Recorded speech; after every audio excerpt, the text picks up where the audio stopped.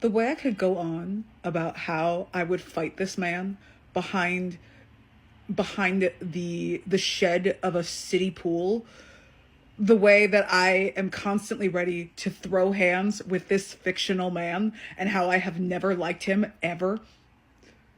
Oh, I could go on about this. All right, so I think I'm in the small minority of people who never liked Tamlin and never liked RHYSAND. For me, when I was reading the first ACOTAR book, I just kept thinking that Feyre was fumbling Lucien, because Lucien was clearly hotter. He was clearly right there. They, like, that scene where he gives her the knife, just beautiful. Excellent shit right there.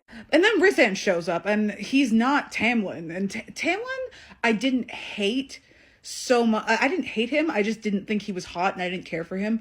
But like, I just thought he was very low effort. So when RHYSAND showed up, I was like, oh, a not Tamlin option. If Feyre's not getting with Lucien, and she's gonna be stupid, I guess this man is here. Whatever. But then, Feyre becomes Fae. She goes back with Tamlin, and he's out in the world somewhere. It was fine. And then he shows up in A Court of Mist and Fury. And A Court of Mist and Fury, I have a whole ass rant about why A Court of Mist and Fury just doesn't work for me personally. I was kind of meh on him all the way up until chapter 54 of Akamath. And then he has his whole, "this is why I'm not a douchebag" speech. And I was like, okay, fine. I guess you guys are mates. Whatever. You can stay. It is what it is. I'm fine. I'm fine with you. Tamlin seems so much worse anyway. And then they're mated, and then Feyre goes off to the Spring Court to do her, like, shitty espionage thing. Her parade of war crimes. And RHYSAND is left behind in Velaris. And then ACOWAR happens, and I will admit I did not... I was fine with him in A Court of Wings and Ruin, specifically because I spent the whole time watching Azriel and Elain like a hawk. I was an Lucien shipper, like, going in, and then by the end of ACOWAR, I was the most diehard Elriel to ever exist. And honestly, Elriel consumes me. They, like, as a couple, they are by far my favorite out of ACOTAR, and they might be my favorite out of the entire Sarah J. Maas universe as well. Because I don't care, like, I like Nessian a lot less now. Phazan was whatever, it's fine.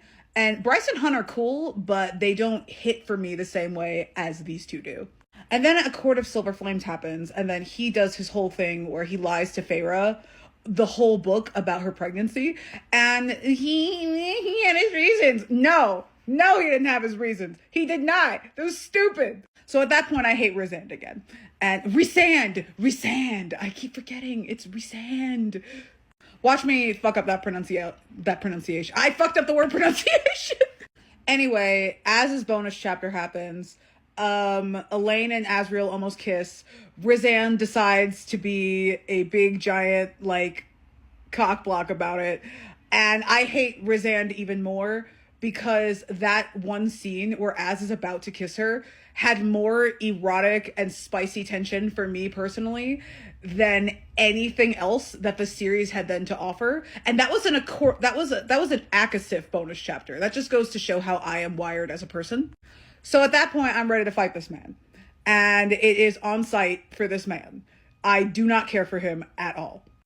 And this isn't even getting into the entire plot of A Court of Silver Flames, where RHYSAND is just terrible to Nesta at all times. Terrible to Nesta for doing things that RHYSAND himself has done, that other people in his group have done.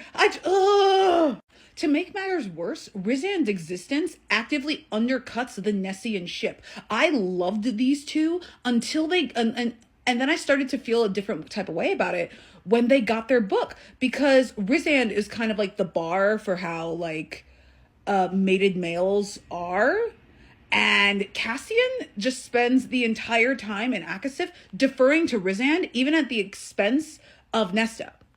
But I don't dislike Cassian so much. I just think that the world building is kind of warping around him and around RHYSAND when it comes to the mating bond, and I don't like that personally.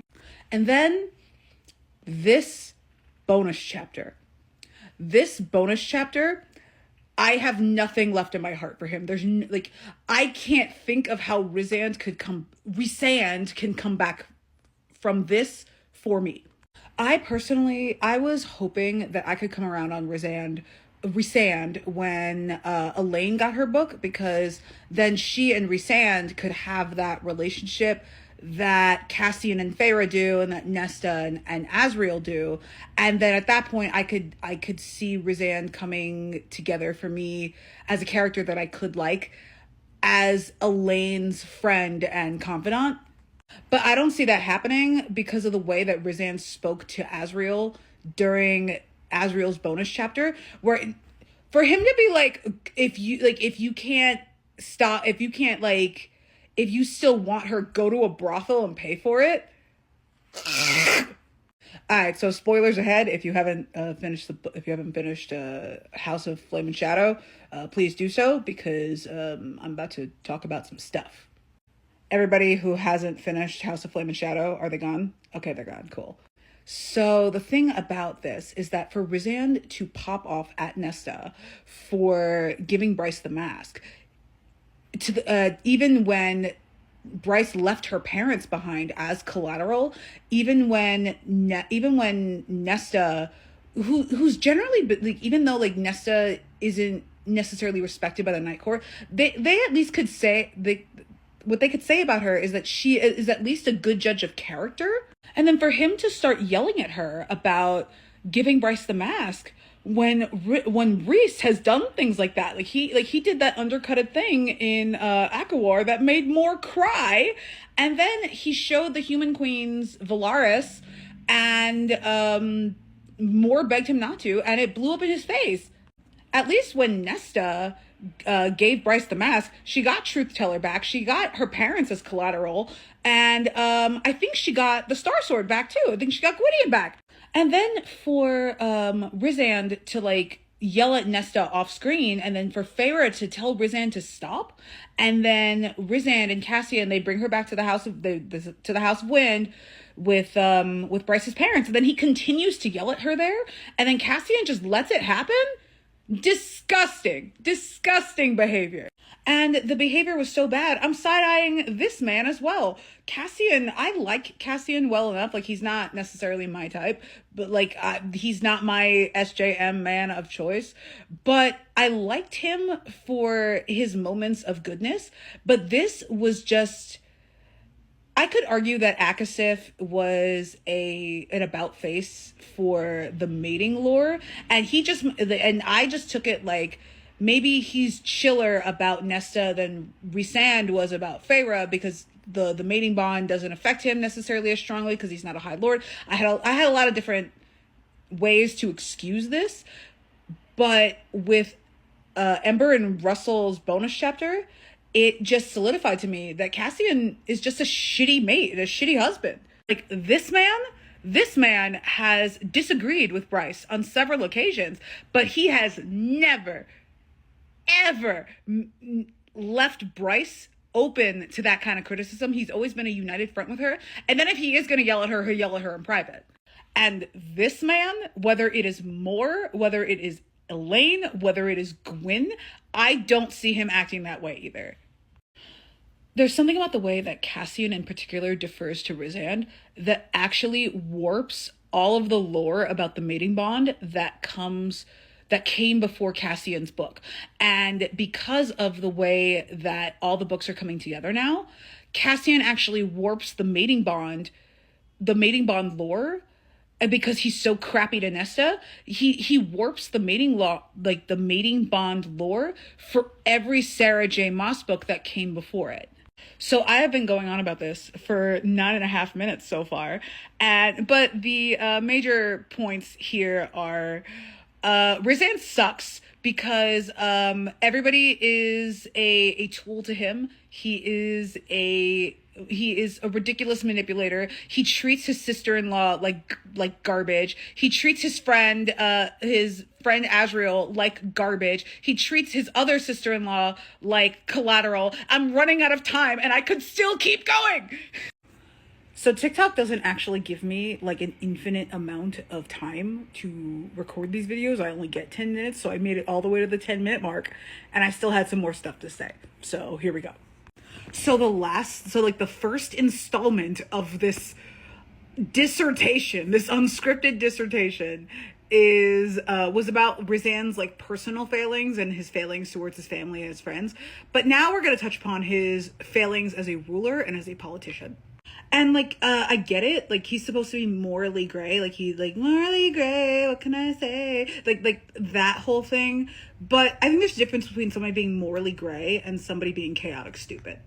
Like all of that nonsense in A Court of Mist and Fury with Tarquin, and I'm second guessing every single High Lord pronunciation name now. But either way, RHYSAND and Tarquin in the Summer Court, and that whole thing where they stole the book, and RHYSAND was very clear, if I remember correctly, that Tarquin was like a friend, and they were trying to, and Tarquin wanted to build relationships with people, but no, we're not going to trust him. We're just going to go in and steal his precious artifacts. And then he's all like, oh, they sent us a ruby. The Night Court is never trusted. Maybe the Night Court's never trusted because you spent this whole time creating this mask of shittiness that the entire Night Court has to fall in line behind you for. And then you're mad when the other courts don't want to play ball.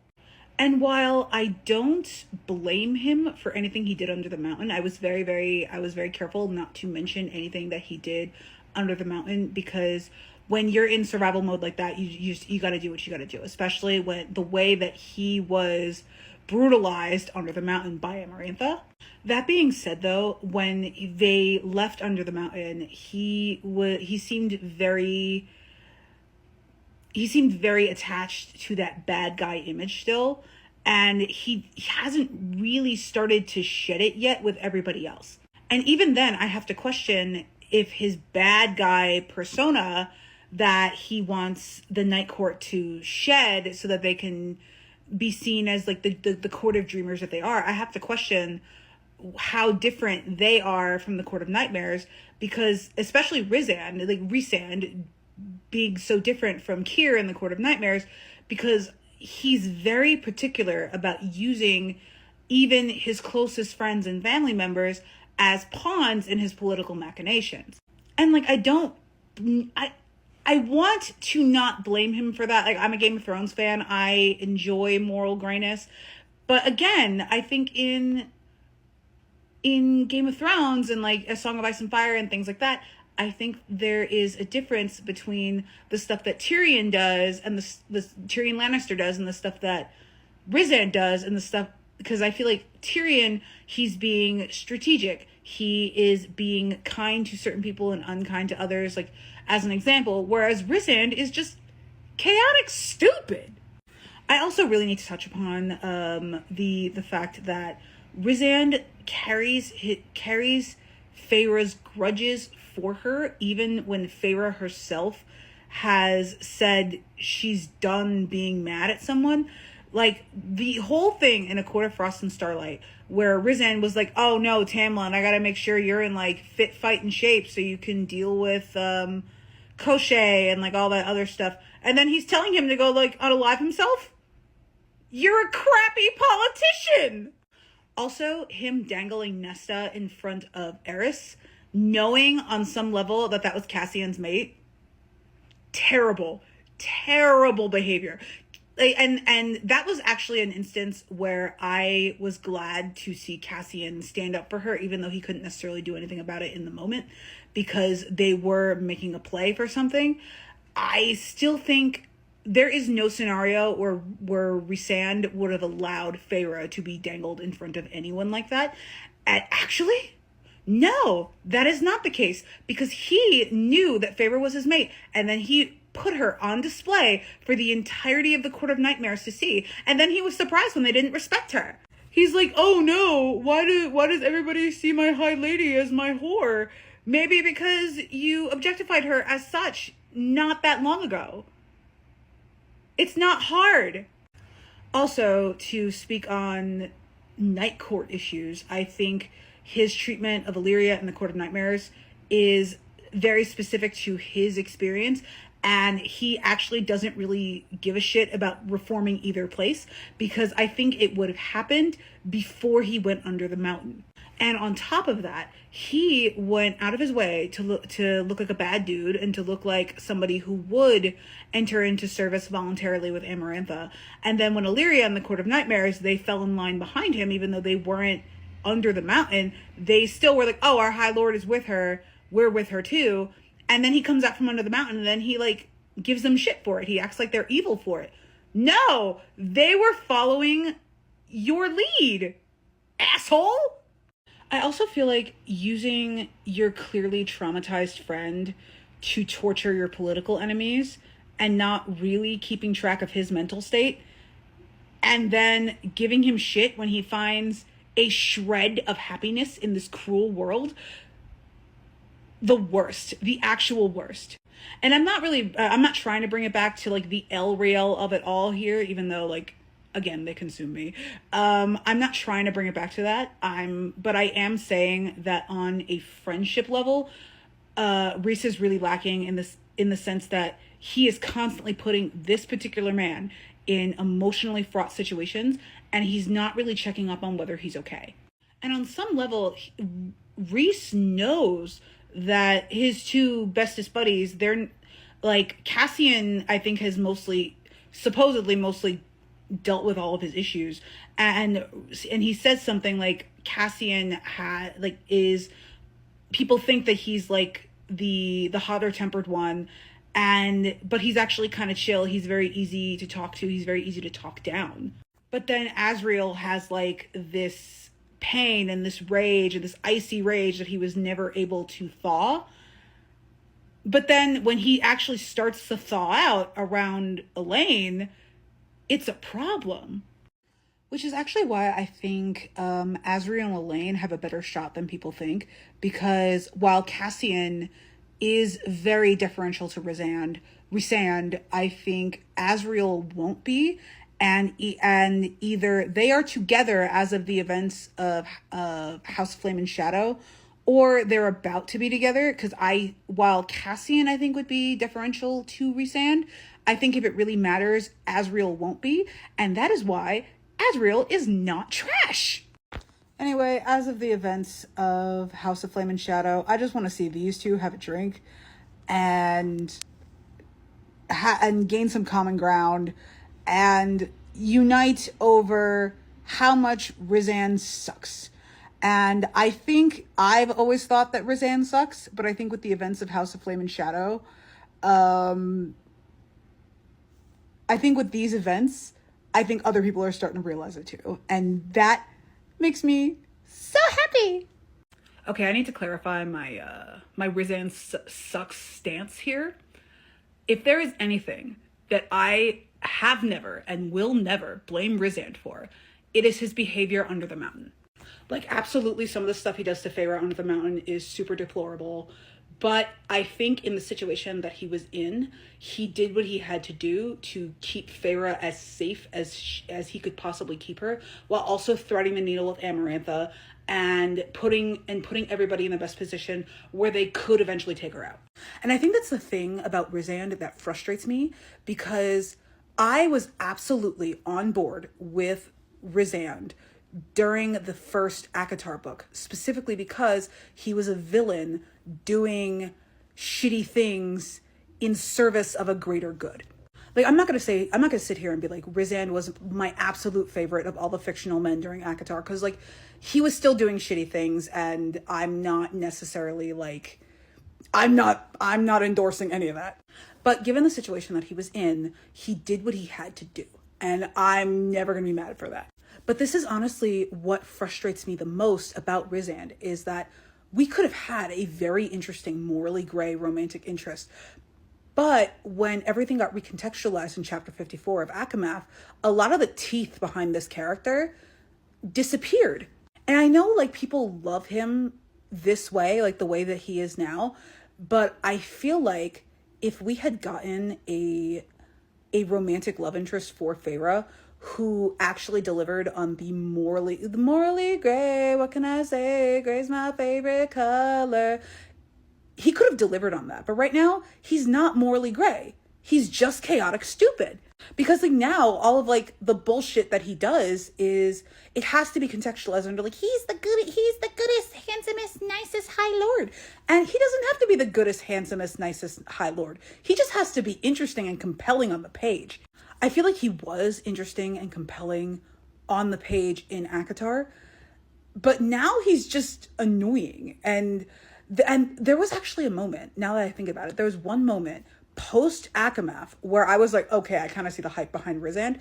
And it was the chapter where he's interrogating Bryce, because he's coming off menacing. He's coming off not villainous, but he's coming off as an antagonist to Bryce. And Bryce has every reason to be afraid of him. But you can also, he's asking permission to read her mind, things like that. Like he's threading the needle. And I feel like that is the RHYSAND that I was promised in the first ACOTAR book that we don't have now.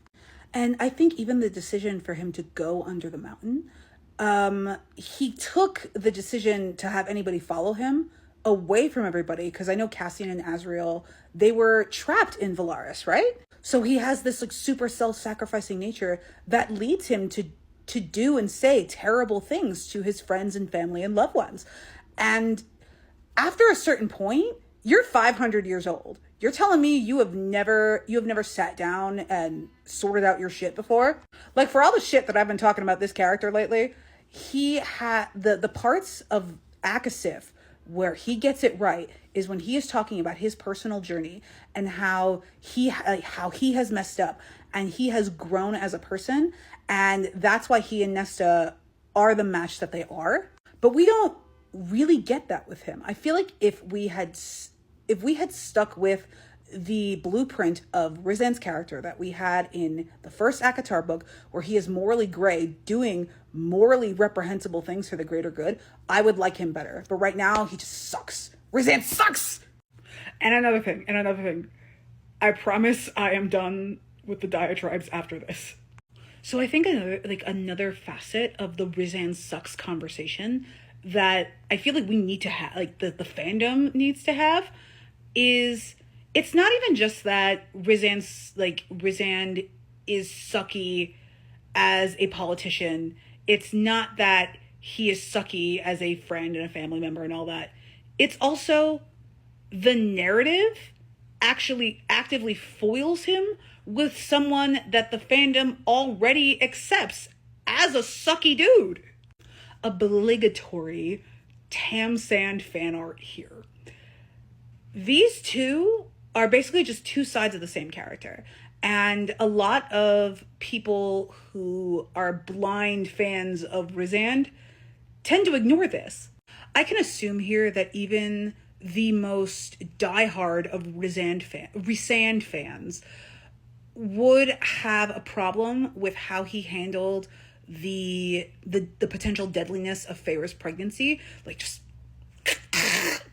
But also, we have to take into account that he literally put her in a magical bubble that was so strong that Cassian couldn't even kiss her on the cheek without making it like an inch away from her face, because that's how strong that RHYSAND's barrier around her was.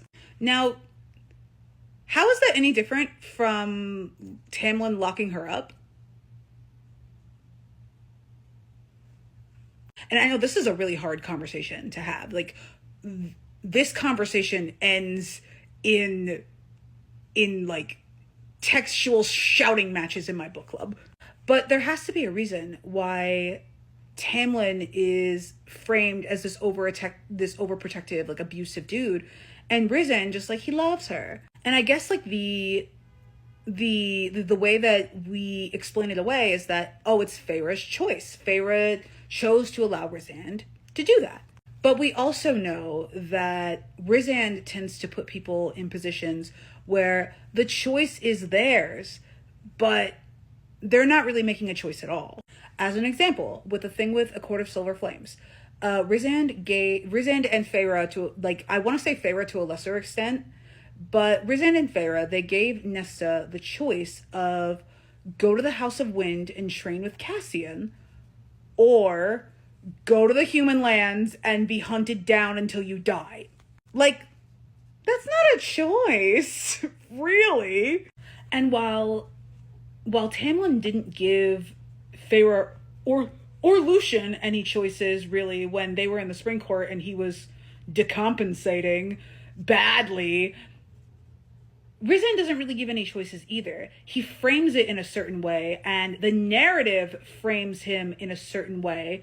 Therefore, we're not looking at RHYSAND the way that we look at Tamlin. And this is actually another reason why he sucks, is that the narrative doesn't give us a chance to question RHYSAND's motives or his actions, because the narrative has already framed him as this good dude.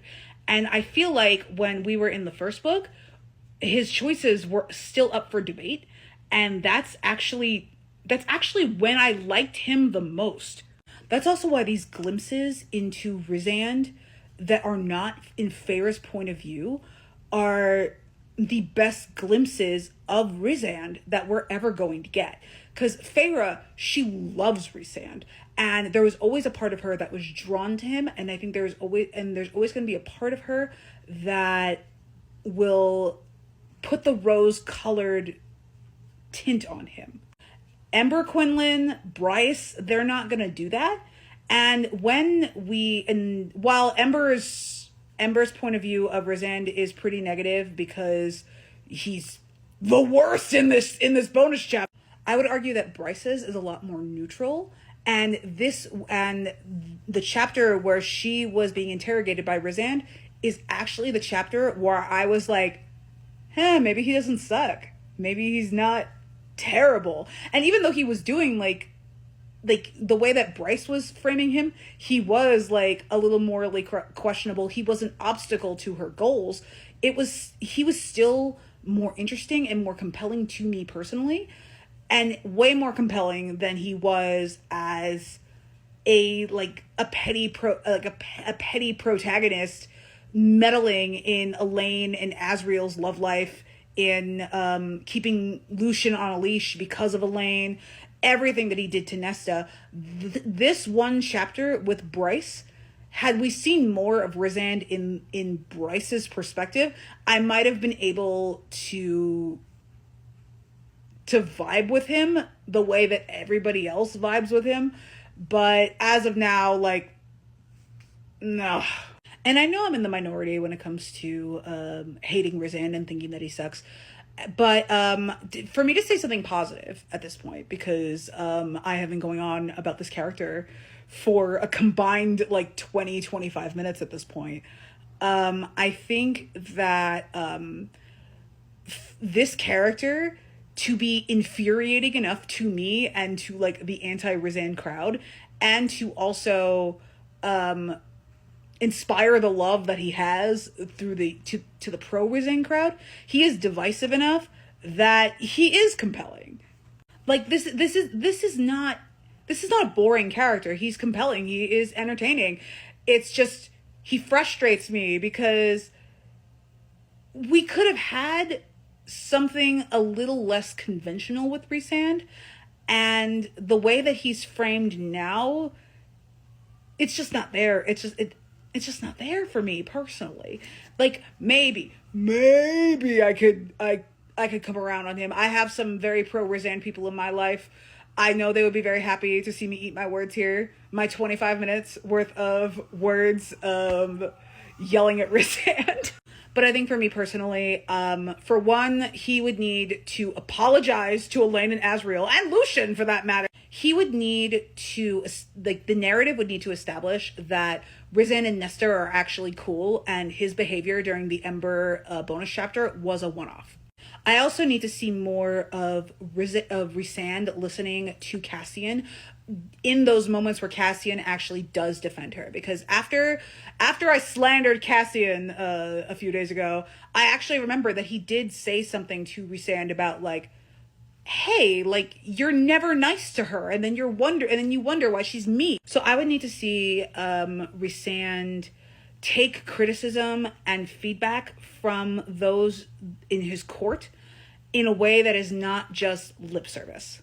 I also want to see him be a dad in a way that isn't just, oh, he's such a protective father. That's why he understands, like, Russell's frustration with Bryce. Yeah. No, I want to see him hold his child. I want to see him play with this kid. And I also want to see him and Feyre, like, their dynamic out from somebody outside of the Night Court's perspective. Like, I would love to see Bryce or Elain see these two interact and not get the heebie-jeebies from it. Anyway, I'm gonna be done now because I've been going on about this character like all week. Like minutes and minutes and minutes of TikTok bandwidth has been spent on my ranting about this one character. But I'm pretty sure this is the last one. But every time I think about this, something else comes to mind. So this is just where I am now as a person, and hopefully I can focus on something else very soon.